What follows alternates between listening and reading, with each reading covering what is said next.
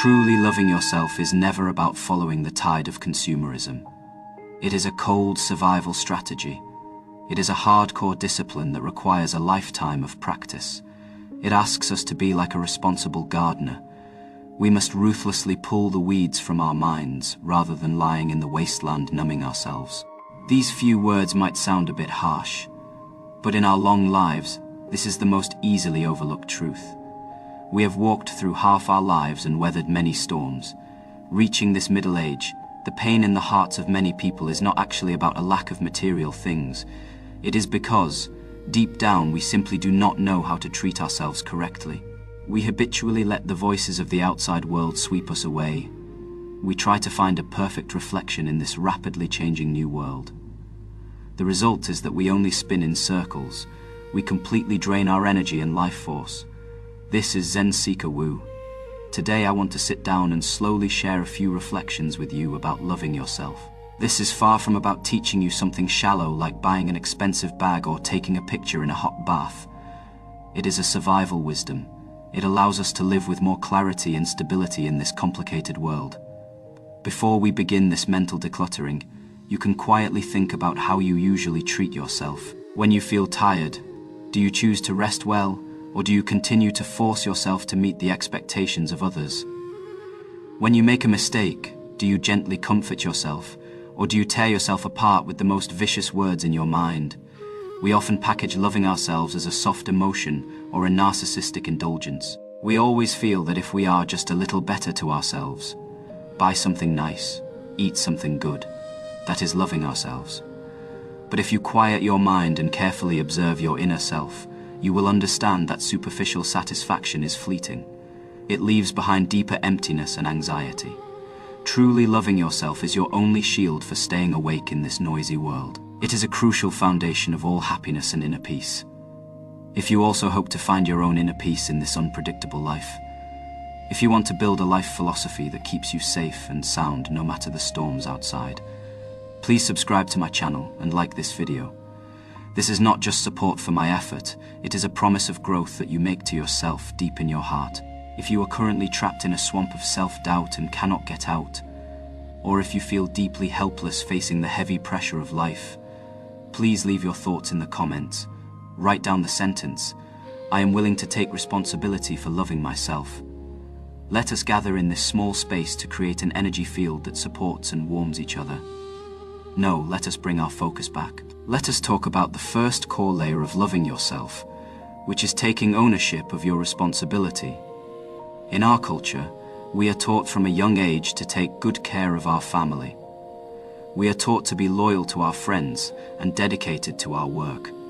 We are used to projecting all our energy onto others, but we entirely forget ourselves. We need to reach a brutal consensus. It is extremely rare for anyone to love you the way you love yourself. This is a fact, and it is also a liberation. Your parents, your partner, and your friends all have their own life scripts. They have their own fears and desires. They cannot put your feelings first every single moment.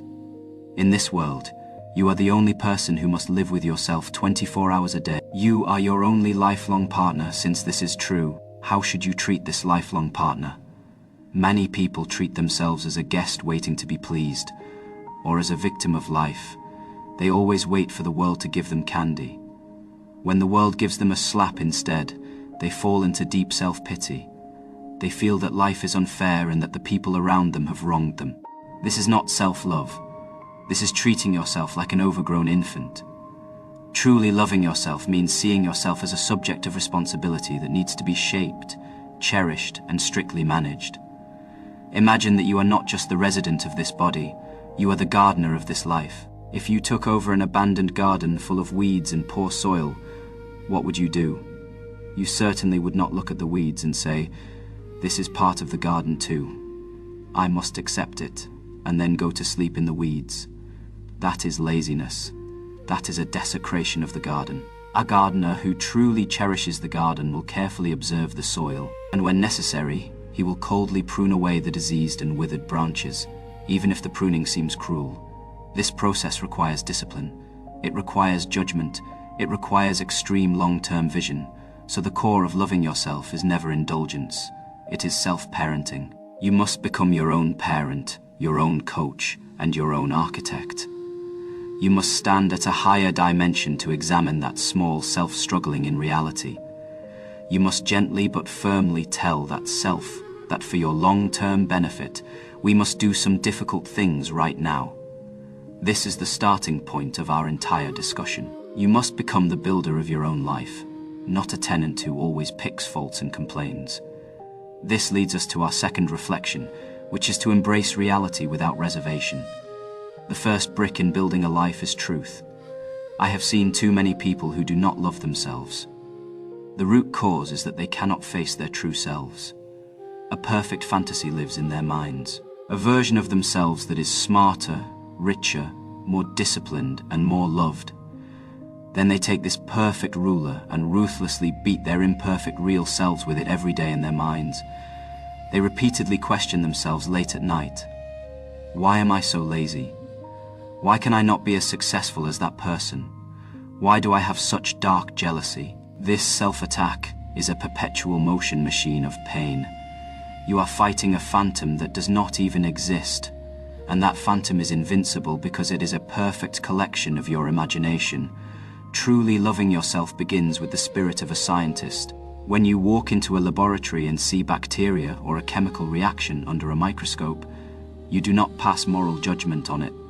You do not say this bacteria is too evil. How could it grow like this? You objectively say, so this is its structure, so it produces this reaction at a certain temperature. You must learn to look at yourself with this exact same gaze. You must look at everything about yourself objectively and without any judgment. Your desires, those thoughts that make you feel ashamed, your fears, those moments that make you retreat, your mediocrity, the fact that you have no talent in certain areas, the trauma you suffered in childhood, your current hardships, all of this is reality.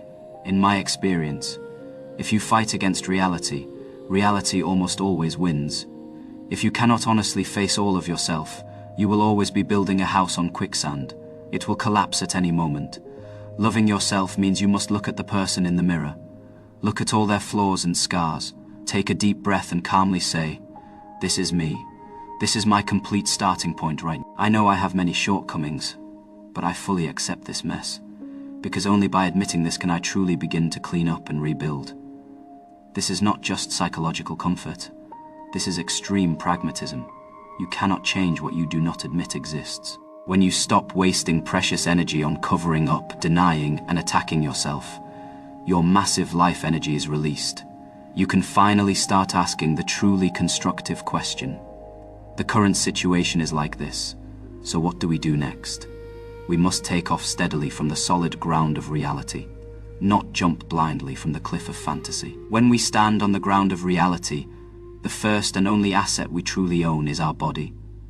This is the third reflection I want to share with you. Treat your body as the temple of your soul. This sounds so basic that in this era that worships mental labor, it is the most easily ignored truth. Many of us treat our bodies like a taxi. Even if the engine is smoking and the tires are leaking, as long as it can carry our minds to the next destination, we think it is fine. This is the greatest arrogance toward life. Your body is not just a vehicle, it is you. Your emotional fluctuations, your mental clarity, and the strength of your willpower are all built on your biochemical foundation. An inflamed body cannot produce a calm mind. A sleep-deprived brain cannot make wise decisions. A digestive system stuffed with junk food cannot make you feel light and confident. Reaching our age, the functions of the body are slowly declining. You can no longer squander your health like you did when you were young. I have a very strict rule for myself. Anything that hinders my healthy and clear thinking, I will not eat, drink, or consume. This might look like torture, but for me, it is the highest form of pleasure. Because few brief tastes of food can compare to the feeling of waking up in the morning, full of energy, with a mind as sharp as a laser. That feeling is called being truly alive. That groggy, bloated, exhausted feeling after a huge meal is actually a chronic form of self-depletion. Loving yourself means treating your physical health as the highest priority. This means that at certain times, You must bravely say no to useless social events because you need adequate sleep. You must say no to tempting high-sugar foods because you know that wild blood sugar swings will destroy your emotional stability. You must force yourself to exercise and sweat, not to build good-looking muscles for others to see, but to let your heart pump blood powerfully, to deliver fresh oxygen to your brain and every cell in your body. When you begin to treat your body like a priceless racehorse, giving it the best nutrition, the most adequate rest, and the most scientific training, you will notice something. Your confidence no longer needs to be gained through psychological pep talks. It naturally emerges from a physiological level. You respect yourself because your body deserves to be respected. This is the physical foundation of self-love. Without this solid foundation, all spiritual pursuits and life ideals are just castles in the air. If the body is hardware, then the brain is software. The fourth reflection is about your mental diet, which means guarding what enters your brain. In this era of information explosion, your brain is facing an unprecedented siege. Your brain is a container, or more accurately, a precision machine for processing information. Input equals output. If you fill this machine with garbage, it will most likely spit out anxiety, anger, and mediocrity. You can look at how most people live. The first thing they do when they open their eyes in the morning is grab their phones and scroll through social media. What are they looking at? It is the carefully choreographed showing off of others, which triggers inner jealousy.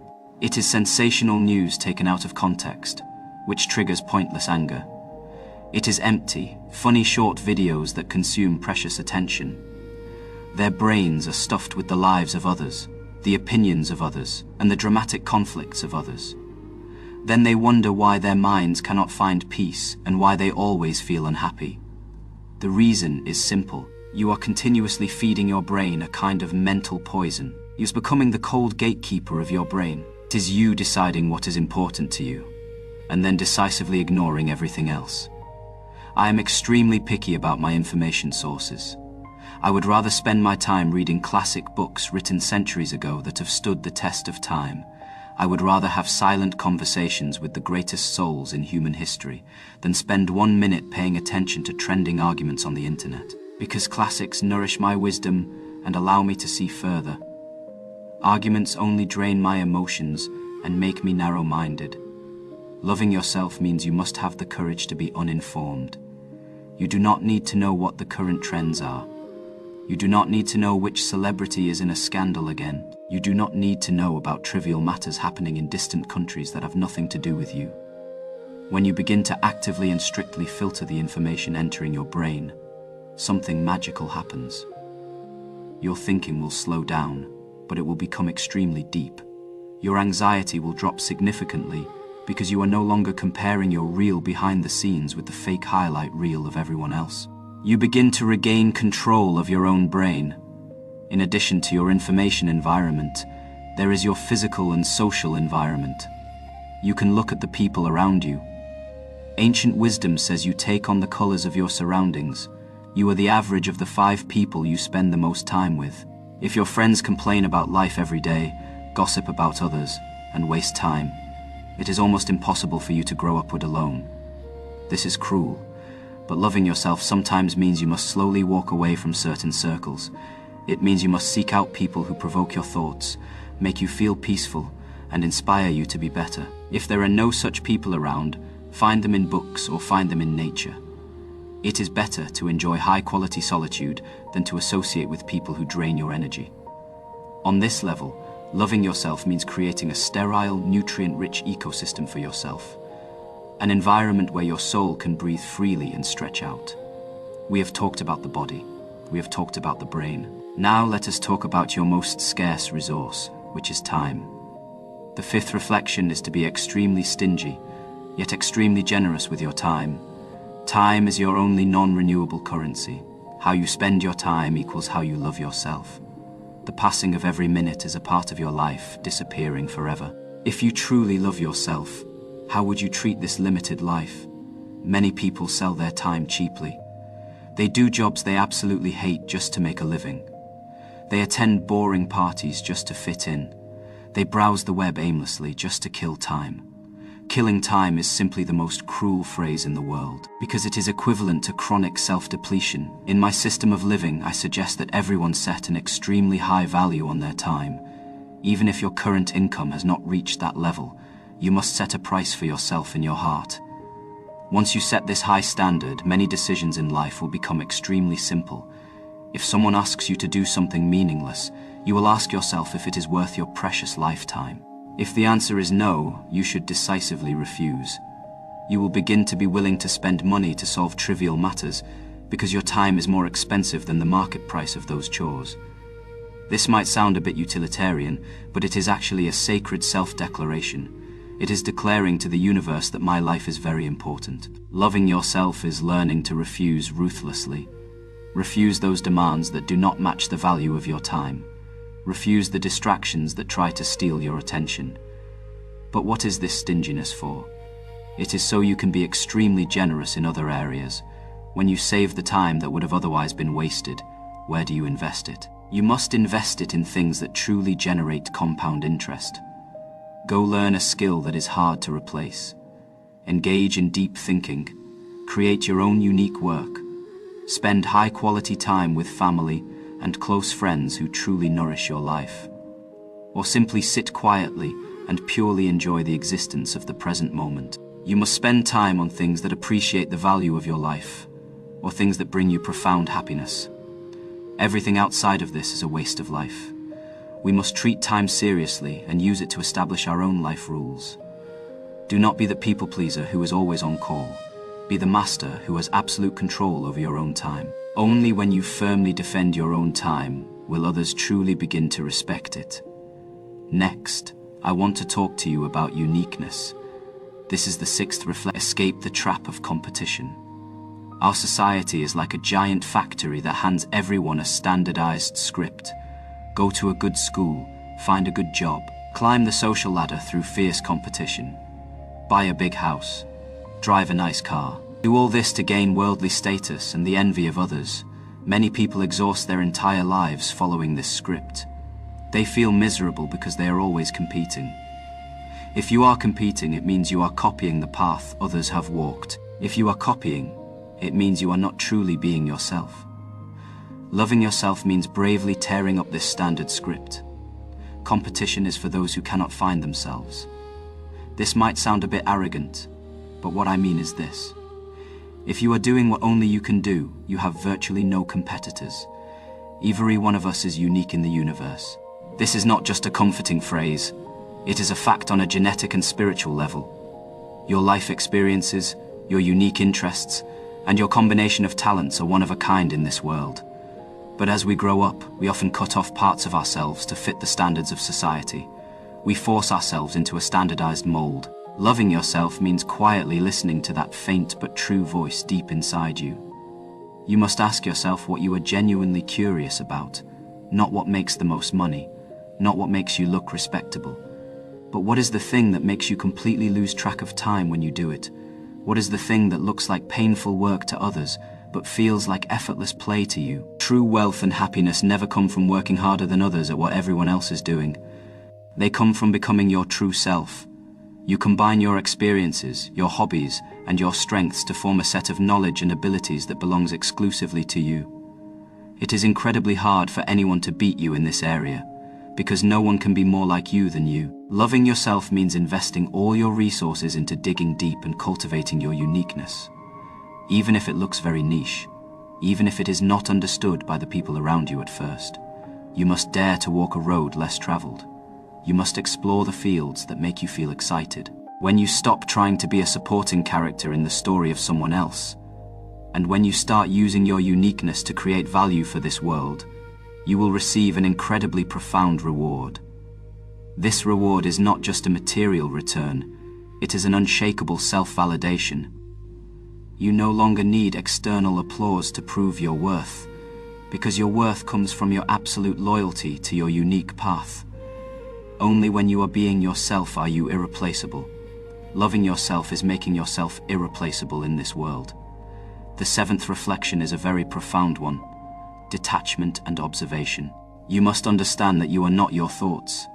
This part might be the hardest to practice in daily life, but it also brings the most liberation.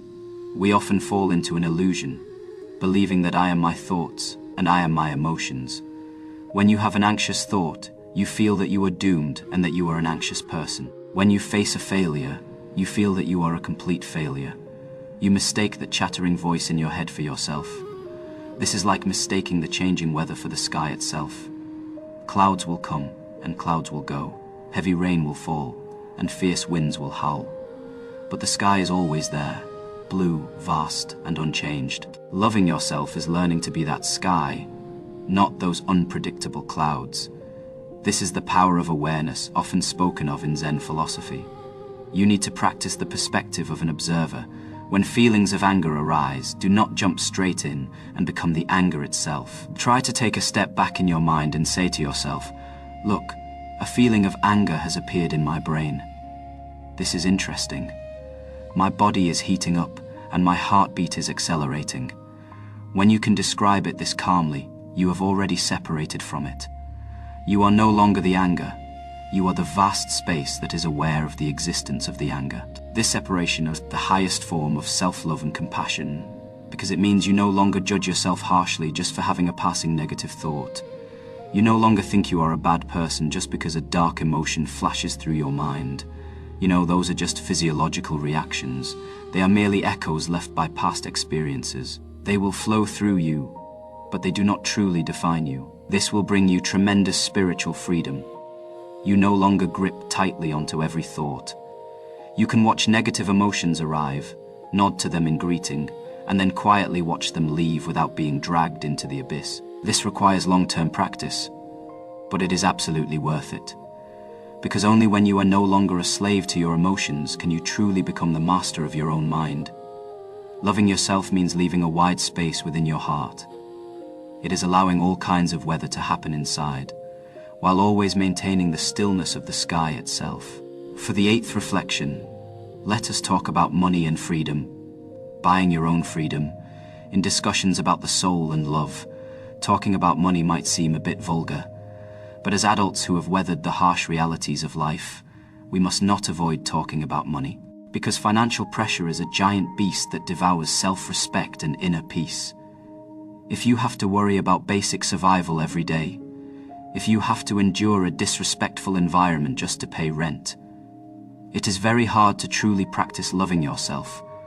Your dignity will be ruthlessly crushed by your survival instinct. So in the practical world, the most direct expression of loving yourself is being financially responsible for yourself. But this is absolutely not encouraging you to chase luxury goods, big houses, or sports cars. That is for vanity. That is for showing off to others. Loving yourself and pursuing wealth is about pursuing freedom. We work hard to make money, not to buy designer brands, but to earn the right to say no. We do it so we can wake up in the morning and calmly say, "Today I want to arrange my life at my own pace." We do it so we are not forced to deal with people who drain us. This freedom of choice is priceless. To reach this state, you need to cultivate valuable skills to build your own leverage. Do not make money just for blind consumption. Make money for long-term freedom. Build a reserve fund that can protect your dignity.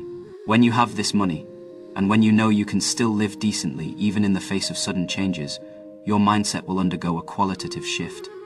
You will have more confidence when facing the unfairness of life. You will be more authentic and relaxed in your relationships. You will deeply respect yourself because of your independent ability. This self-esteem is not built on empty slogans. It is built on your ability to handle the real world. This is a solid form of self-love that only mature adults truly understand. Finally, I want to talk about 2 directions on the timeline, the past and the future. This is our 9th reflection. Forgive the past and take charge of the future. The reason many people cannot love themselves is because they carry an extremely heavy past. Every wrong decision, every embarrassing failure, and every experience of being hurt acts like a heavy stone pressing on their backs. They constantly replay those painful fragments in their minds. They judge their past selves over and over again, always thinking, if only I had not done that back then. Me friend, Loving yourself means a complete stop to your losses. You must understand that the past has already happened. It has solidified in the dimension of time, and no one can change it. You can extract lessons from it, but you absolutely do not need to live in the shadow of the past forever. Try to view that past version of yourself as a completely different person. A younger, more ignorant person who could only make that specific choice given the information and emotional conditions of that time. You must forgive that person. Truly forgive them from the bottom of your heart. They did their best back then. Judging your past self with your current wisdom is extremely unfair. Put down that heavy burden, gently leave it by the side of the road. Then turn around and face the vast future. There is an even more important concept here. You must completely stop complaining. Complaining is the most powerless behavior in this world. When you complain, you are telling the world that you are a victim. You are saying you have no power and that your misfortune is caused by others. A person who truly loves themselves never plays the victim, no matter how bad your current situation is, and no matter whether it is actually your fault. From this moment on, it is your responsibility. The situation is what it is, and it truly is terrible. But from this moment forward, what can I do to change it? This profound sense of responsibility sounds heavy, but it is actually the source of your life force. Because if you believe the problem is caused by someone else, you must wait helplessly for someone else to solve it. You hand the key to your destiny over to others, but if you believe it is your responsibility, you take back the initiative in your life. Loving yourself is believing that you are the author of your life, not a helpless reader. You hold the pen tightly in your hand. How the next chapter is written depends entirely on every decision you make right now. When we put all these puzzle pieces together, embracing reality, caring for your body, filtering your inputs, defending your time, cultivating your uniqueness, observing with detachment, being financially responsible, taking full responsibility, you will find that this forms an extremely powerful life system. This kind of self-love is far from being selfish. On the contrary, it is the prerequisite for you to truly love others. You cannot give someone else what you do not have yourself. If your inner world is empty, full of insecurity and self-loathing, your love for others will turn into a bottomless pit of demands. You will control, you will be jealous, you will heavily rely on the validation of others to fill your own emptiness. That is a transaction, not love. Only when you have tended your own garden until it is full of life. Only when the water in your own cup overflows. Only then is your love for others pure, generous, and expecting nothing in return. You will become a person with clear boundaries and stable energy, radiating a warm light. You will naturally attract people of the same frequency into your life. So, my friends, learning to love yourself is not a cozy weekend afternoon pastime. It is a serious, lifelong project. It is the project most worthy of your energy. It is not always comfortable. Sometimes it means making difficult choices, like getting up on a cold morning to exercise, like rejecting a tempting but toxic relationship, like leaving a stable but soul-crushing job, like facing the truths deep in your heart that you least want to face. But it is exactly these difficult choices that slowly and steadily sculpt the dignity and strength you deserve. Now I invite you to bring this perspective into your daily life. Do not try to change everything all at once. Start today with one small decision. Maybe it is turning off your phone half an hour early tonight to sleep. Maybe it is quietly reading a few pages of a book, even if just for a few minutes. Maybe it is calmly saying no to that request that always leaves you drained. Or maybe it is just sitting in a chair, closing your eyes, thinking about nothing, and simply observing your own breathing. Every tiny action like this that defends your long-term interests is casting a vote of confidence in your life. It is saying to yourself, I see you, I respect you, I love you, and therefore, I am willing to take full responsibility for you. If these concepts have touched you, or if you wish to continue hearing this clear voice in the future, please subscribe to my channel. This world is full of noise that makes people lose their way, but here, we are trying to build an oasis for clear thinking. Finally, I want to hear your voice. This is a two-way exchange. Tell me in the comments, after hearing these reflections on loving yourself, what is the first specific change you want to practice in your life? Write it down. Let it become a solemn promise. Your sharing might just light the path for another lost soul in the comments section. Thank you for listening patiently. This is Zen Seeker Wu. Let us stay awake. Let us keep building. Let us walk steadily on this path of inner cultivation. I wish you all the best. I will see you next time.